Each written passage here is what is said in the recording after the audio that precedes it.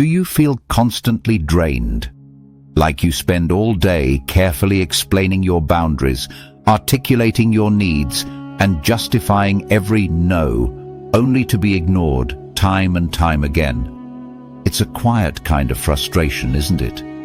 It leaves you feeling unseen, undervalued, and slowly convinces you that maybe you're the one who's asking for too much. But what if the path to being respected wasn't about talking more, arguing better, or finding the perfect explanation? The ancient Stoics taught that true self-respect isn't won in loud debates.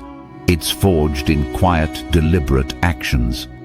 It's an internal fortress, not an external battle.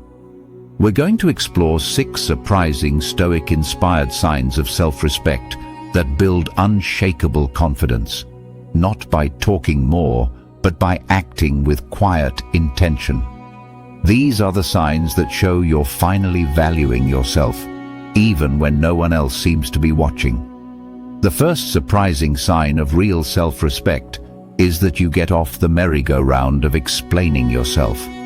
You let your actions do the talking. We're all told we need to communicate everything.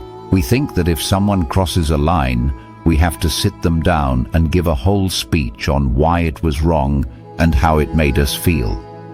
But the Stoics knew a simple truth. Constantly justifying your position actually weakens it.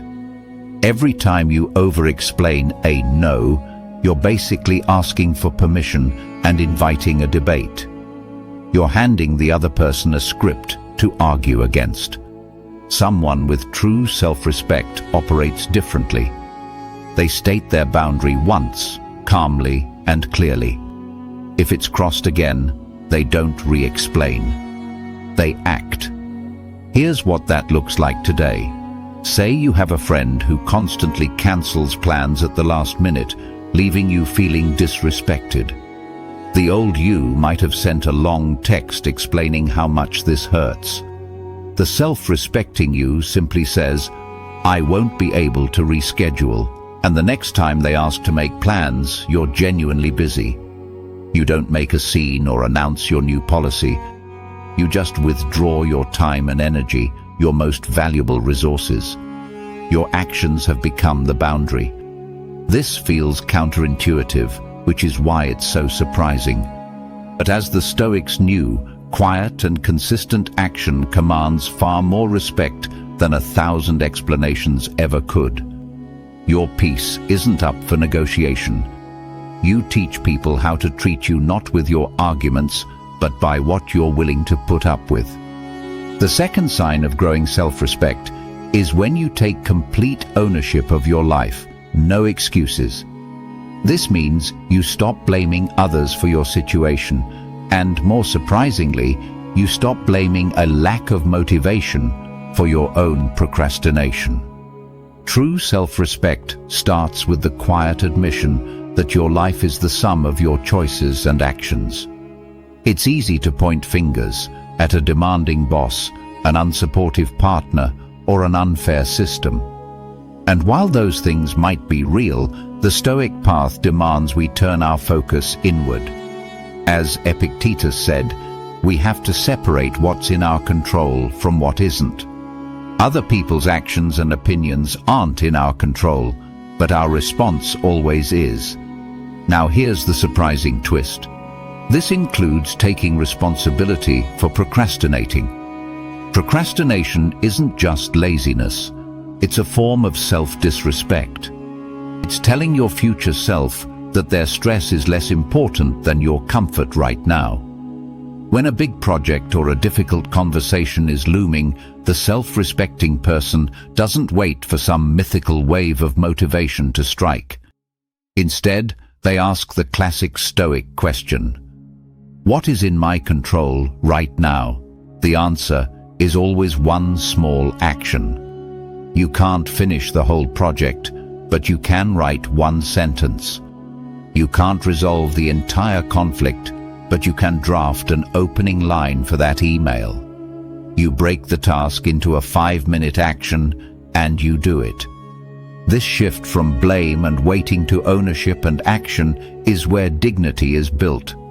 You stop waiting for conditions to be perfect or for other people to change.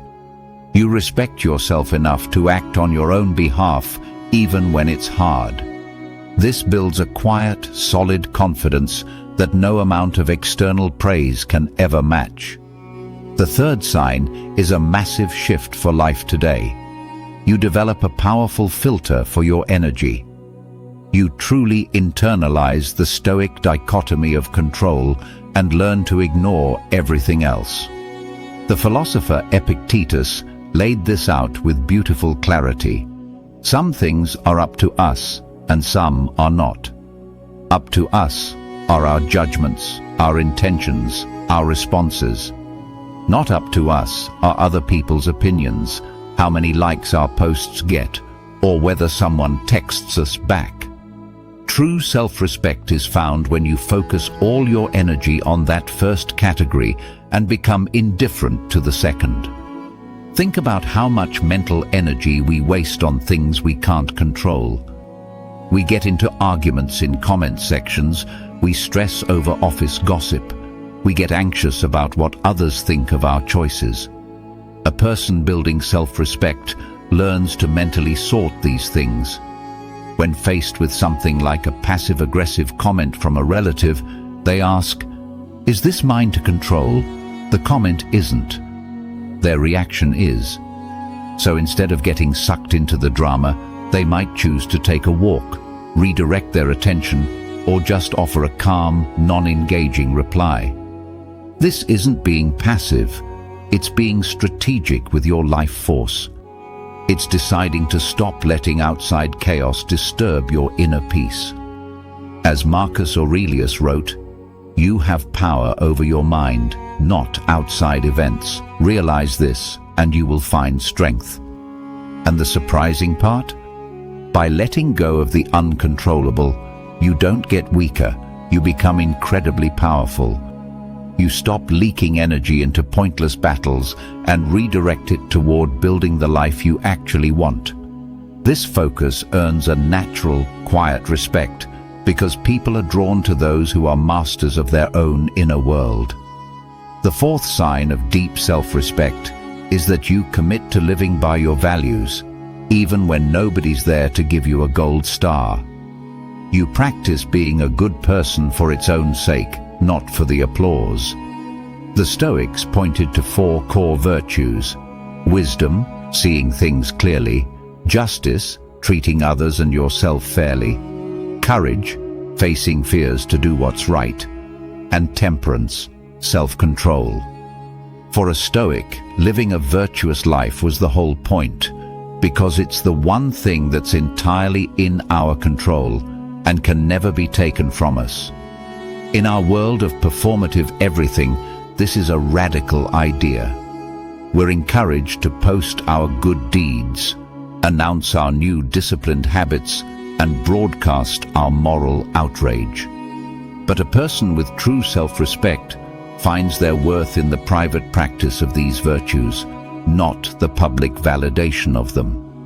What this looks like in real life is surprisingly small. It's choosing water over soda for temperance. It's resisting the urge to share a juicy piece of gossip for justice. It's admitting you were wrong in an argument for wisdom. It's starting that difficult task you've been avoiding for courage.